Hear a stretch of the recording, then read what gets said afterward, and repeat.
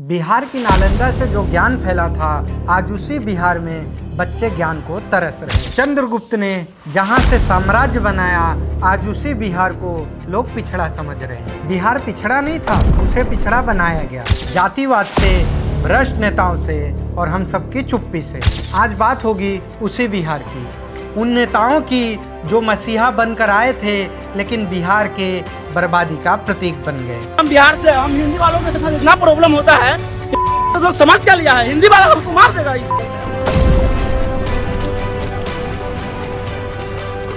ते एक दुसरीच्या आयल ते बसले बिहार मध्ये कानाचे केस वाढवून। गंगा में स्नान करना चाहिए राज ठाकरे को, छठ पूजा उसके घर के बाहर आके करेंगे हम लोग। येऊन तर बघ साल्या, परत जातो की नाही बघ।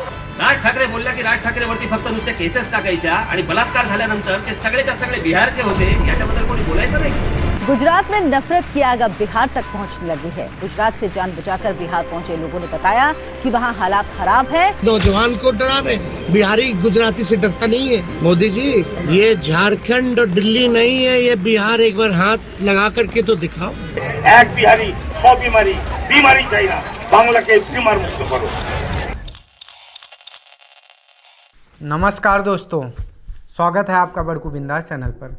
बिहार सुनते ही हमारे मन में एक इमेज सर्कुलेट होता है, गरीब राज्य। और बिहारी मतलब मजदूर, गुटखा खाकर रोड पर थूकने वाला, रिक्शा वाला, दूध वाला, ठेला लगाने वाला, जो आज की सच्चाई है।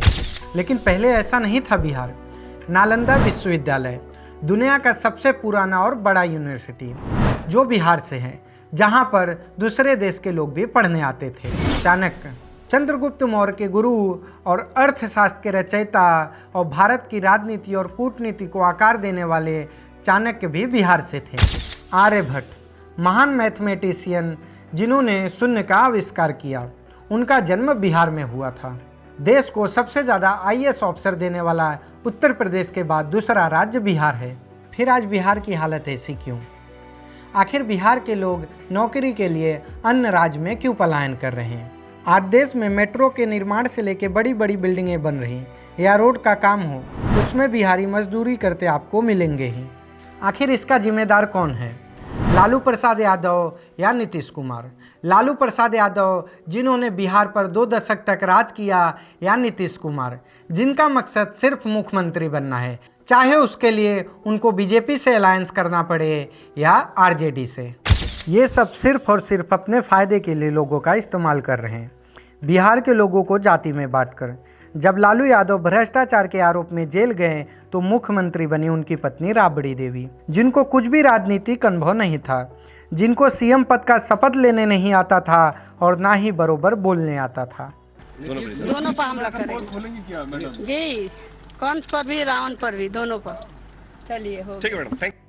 यही राबड़ी देवी मुख्यमंत्री रही बिहार की 7 साल तक। इससे बड़ा दुर्भाग्य बिहार के लिए क्या होता?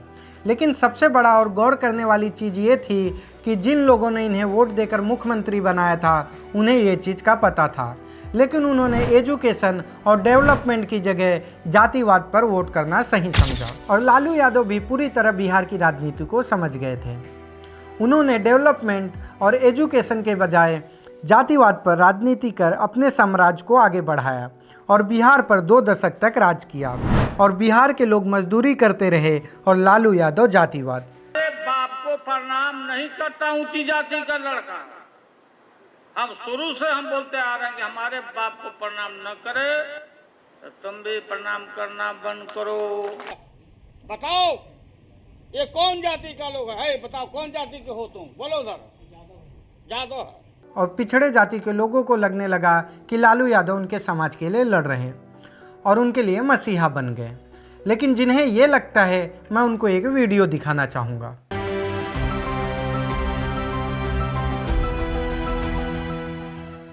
मौका था लालू यादव के जन्मदिन का।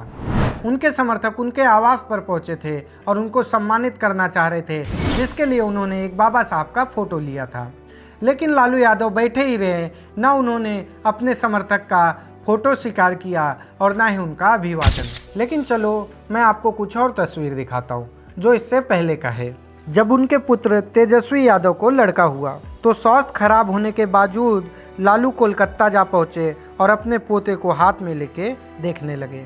अब जिन्हें लगता है कि लालू यादव बिहार के लिए और पिछड़ी जाति के लिए लड़ रहे, उन्हें ये फोटो देखकर इतना समझ जाना चाहिए कि लालू यादव ना बिहार के लिए लड़ रहे हैं और ना ही पिछड़ी जाति के लिए, वो सिर्फ और सिर्फ अपने परिवार के लिए लड़ रहे हैं। अब चलो मैं आपको बताता हूँ कि बिहार को गरीब बनाने में लालू यादव के परिवार का कितना बड़ा योगदान रहा।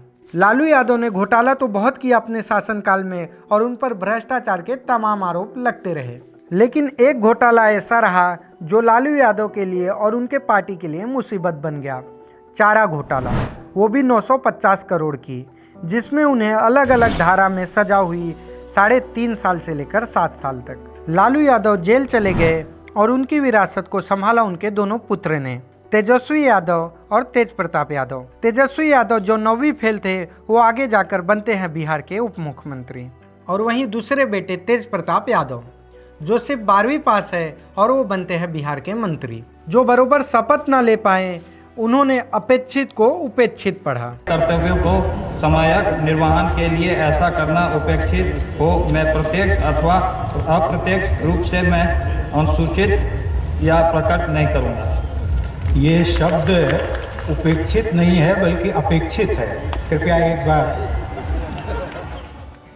और अब पढ़े लिखे IAS और IPS ऑफिसर इनको साहब कहकर इनके निर्देश पर काम करेंगे। क्या बिहार जैसे बड़े राज्य में इनसे काबिल नहीं थे, लेकिन बात परिवारवाद की है। हमें क्या, हम जातिवाद में बांटकर सत्ता का मजा लेंगे, और यही कारण है कि बिहार धीरे धीरे बर्बादी के राह पर चला गया। पर सच कहूँ तो लालू यादव के लिए कुछ भी नहीं था। असल बिहार की बर्बादी तब शुरू हुई जब लालू यादव के गुंडे राज ने पूरे बिहार को बर्बाद कर रहे थे। दिन दहाड़े गोलियां चलती थी, लोग 7 बजे के बाद घर से बाहर नहीं निकलते थे, और ये सब हो रहा था लालू के आँख के सामने। साल था 2002। पटना में एक शादी थी। ये कोई आम शादी नहीं थी, ये शादी थी मुख्यमंत्री लालू यादव के बेटी रोहिणी आचार्य की। शादी के एक दिन पहले पटना में लूटपाट होता है, और ये करते हैं लालू यादव के साले साधु यादव और सुभाष यादव। ये पटना के कार शोरूम में पहुँचे, 50 से ज़्यादा लग्जरी गाड़ी के लूटपाट किए।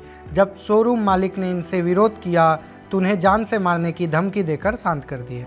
और ये यहीं नहीं रुके, ये अलग शोरूम में जाके 100 से ज़्यादा सोफा सेट उठा ले गए। ज्वेलरी के दुकान में घुस वहाँ से ज्वेलर्स भी ले गए। पुलिस प्रशासन मानो तमाशा देख रही थी, क्योंकि ये करने वाले मुख्यमंत्री के साले थे। ये तो मात्र एक छोटा सा किस्सा है लालू परिवार के सत्ते में नशे लूटपाट करते हुए उनके 2 सालों की। लेकिन बिहार को असल बर्बाद करते हैं लालू के पाले हुए गुंडे, जो दिन दहाड़े बिहार में अपराध करते थे। 1990 से 2005 का बिहार कुछ ऐसा था कि जहां शिक्षा नहीं था, अपहरण का कारोबार था, जहां विकास नहीं था, अपराध ही विस्तार था, और सबसे बड़ी बात, इन अपराधियों को राजनीतिक संरक्षण मिल रहा था सीधा मुख्यमंत्री कार्यालय से, और इसी बात का फायदा वहां के अपराधी उठाते थे। 2004 एक ऐसा घटना होता है जिससे बिहार क्या पूरा देश हिल गया।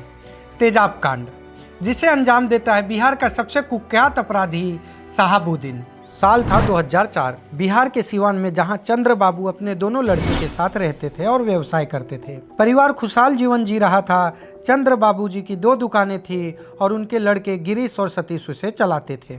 एक दिन शहाबुद्दीन के कुछ गुंडे दुकान पर पहुंचे और रंगदारी मांगने लगे। सतीश और गिरीश ने रंगदारी देने से पहले मना कर दिया। बाद में वो 25 से 30 हजार देने को तैयार हो गए, लेकिन शहाबुद्दीन के गुंडों की मांग थी कि उन्हें कम से कम 2 लाख रुपए चाहिए। और जब इतना बड़ा अमाउंट नहीं मिला तो शहाबुद्दीन के गुंडे उन्हें मारने लगे। भाई को मार खाते देख सतीश घर में दौड़ा और बाथरूम में तेजाब रखा था, जिसे वो मग में भर शहाबुद्दीन के गुंडों पर फेंक दिया। और जब ये बात शहाबुद्दीन को मालूम पड़ा तो उन्होंने कुछ गुंडे भेजे जो दोनों भाई को उठवा लिए। इसके बाद उनको तेजाब से नहलाकर मार डाला। और शहाबुद्दीन वहाँ भी नहीं रुका, उस लाश के टुकड़े टुकड़े कर उस पर नमक लगाकर उसे फेंकवा दिया, जिसका आज तक कुछ पता ना चला। राजीव, जो चंद्र बाबू का तीसरा बेटा था, वो मात्र अपने परिवार का सहारा था और इस हादसे में बच गया था, क्योंकि वो उस समय वहाँ पर मौजूद नहीं था। लेकिन शहाबुद्दीन के गुंडे उसे 2014 में गोली मारकर हत्या कर देते हैं, मात्र इसलिए क्योंकि शहाबुद्दीन को सजा ना हो सके, और चंद्र बाबू का पूरा हंसता खेलता परिवार उजाड़ दिया। आज चंद्र बाबू सिर्फ अपने पत्नी के साथ एक लाचार की जिंदगी जी रहे हैं। वहीं तेजस्वी यादव एक नारा लगाते हैं, शहाबुद्दीन जिंदाबाद। शहाबुद्दीन जी अमर रहे, तस्लीमुद्दीन जी अमर रहे। और ये ऐसा इसलिए कर रहे हैं कि इन्हें लगता है कि अगर ये शहाबुद्दीन का नाम नहीं लेंगे तो इन्हें मुस्लिम वोट बैंक नहीं मिलेगा।